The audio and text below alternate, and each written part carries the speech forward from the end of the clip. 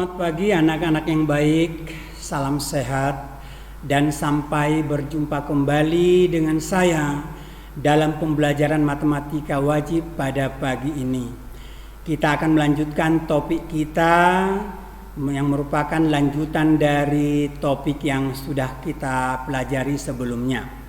Kalau pada pertemuan sebelumnya kita menentukan DHP dari sistem pertidaksamaan, sekarang kita akan mempelajari sebaliknya, yaitu menentukan sistem pertidaksamaan dari suatu DHP.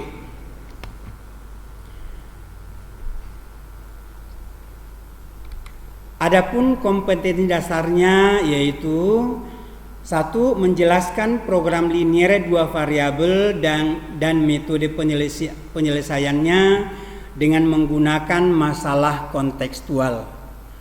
2. Menyelesaikan masalah kontekstual yang berkaitan dengan program linier 2 variabel. Dengan tujuan pembelajaran yang diharapkan, siswa mampu 1. Menuliskan persamaan dari suatu grafik garis lurus. 2. Menentukan SPT LDV dari suatu lukisan daerah himpunan penyelesaian atau DHP. Sebelum kita penentuannya, ada baiknya kita ingat kembali beberapa hal penting yang berkaitan dengan penentuan garis lurus.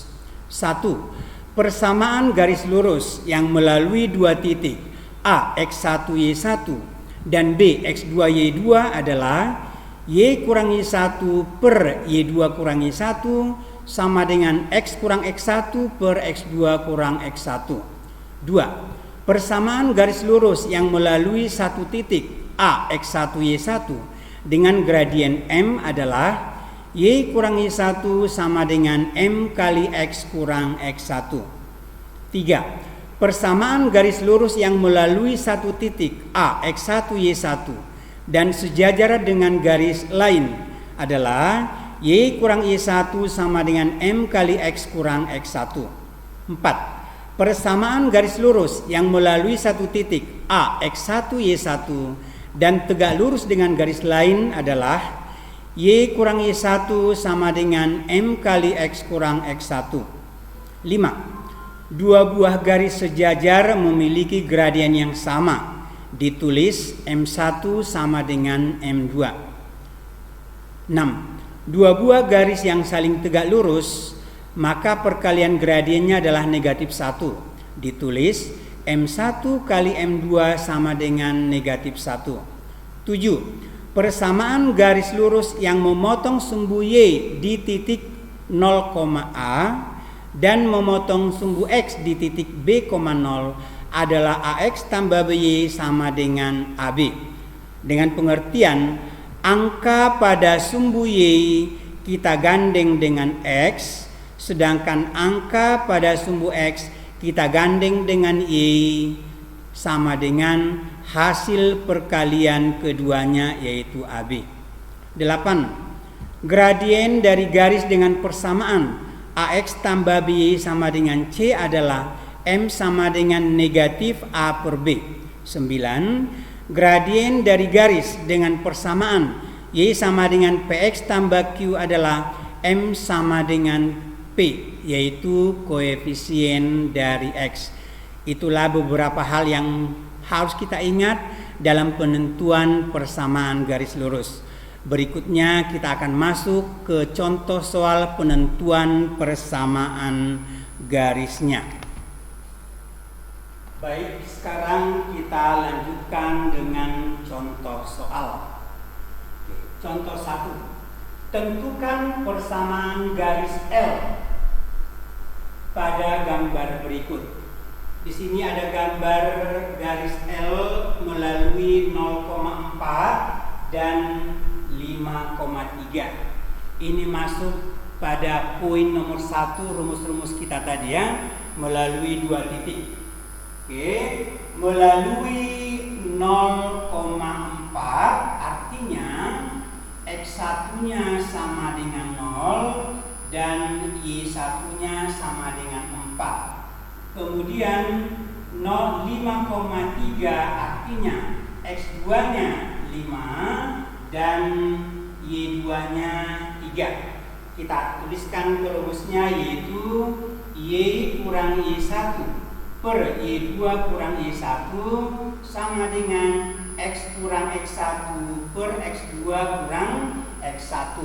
Masing-masing variabel kita substitusikan nilainya, maka diperoleh Y kurang 4 per 3 kurang 4 sama dengan X kurang 0 per 5 kurang 0. Sederhanakan diperoleh Y kurang 4 per negatif 1 sama dengan X per 5. Kemudian kita kali silang, diperoleh 5Y kurang 20 sama dengan negatif X.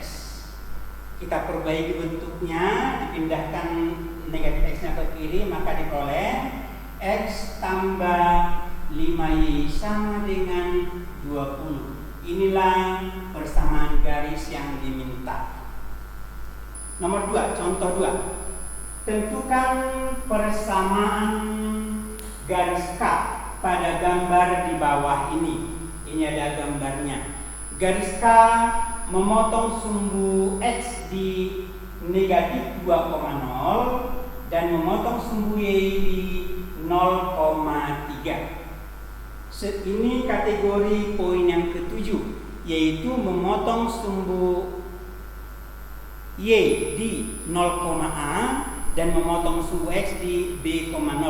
Tadi sudah dijelaskan bahwa untuk menentukan persamaan garisnya, yaitu angka pada sumbu Y digandeng dengan X, kita tulis 3X, dan angka pada sumbu X kita gandeng dengan Y, yaitu negatif 2Y, sama dengan perkalian keduanya, yaitu 3 kali negatif 2, sehingga diperoleh 3X kurang 2Y sama dengan negatif 6. Inilah persamaan garis yang diminta. Sekali lagi, 3X kurang 2Y sama dengan negatif 6.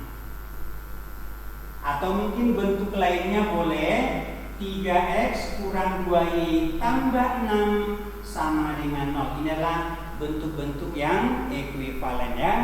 Sekarang kita lihat contoh yang ketiga. Contoh yang ketiga, tuliskan SPT LBP untuk daerah terarsir yang merupakan DHP pada gambar di bawah ini. Di sini ada gambar daerah terarsir dibatasi oleh 3 garis ini ya, 1, 2, 3. Karena DHP-nya dibatasi oleh 3 garis, maka ada 3 pertidaksamaannya. Oke. Pertama, kita berikan dulu identitas atau tanda dari tiap garis. Ini kita namakan garis yang pertama, ini garis yang kedua, dan ini garis yang ketiga. Ketiga garis ini masuk kategori poin yang nomor 7, yaitu memotong sumbu X dan sekaligus memotong sumbu Y. Maka kita ingat kembali konsepnya, angka pada sumbu Y kita gandeng dengan X dan angka pada sumbu X kita gandeng dengan Y sama dengan perkalian kedua angka itu. Kita lihat garis yang pertama. Memotong sumbu Y di 0,6, maka kita tulis 6X. Dan memotong sumbu X di 1,0, kita tulis tambah 1Y sama dengan 6 kali 1, sehingga diperoleh 6X tambah Y sama dengan 6. Oke. Daerah yang terarsir ini berada di sebelah kanan garis. Di sebelah kanan berarti lebih besar. Maka kita tuliskan bentuknya menjadi 6x tambah y besar sama dengan 6. Oke. Sekarang masuk garis yang kedua. Garis yang kedua ini memotong sumbu y di 0,4. Kita tuliskan 4x.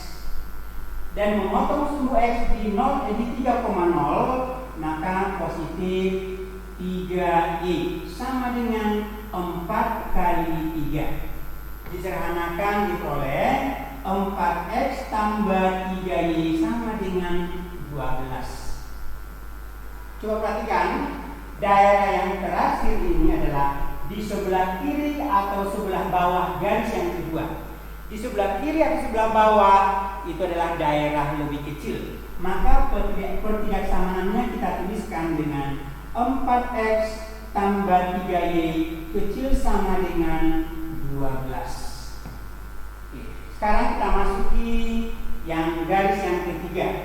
Garis yang ketiga ini memotong sumbu y di 0,2. Kita tuliskan 2x. Dan memotong sumbu x di 8,0. Kita tuliskan positif 8y sama dengan 2 kali 8. Disederhanakan diperoleh 2x tambah 8y sama dengan 16. Oke. Kita perhatikan bahwa daerah yang terakhir ini berada di sebelah atas garis yang ketiga.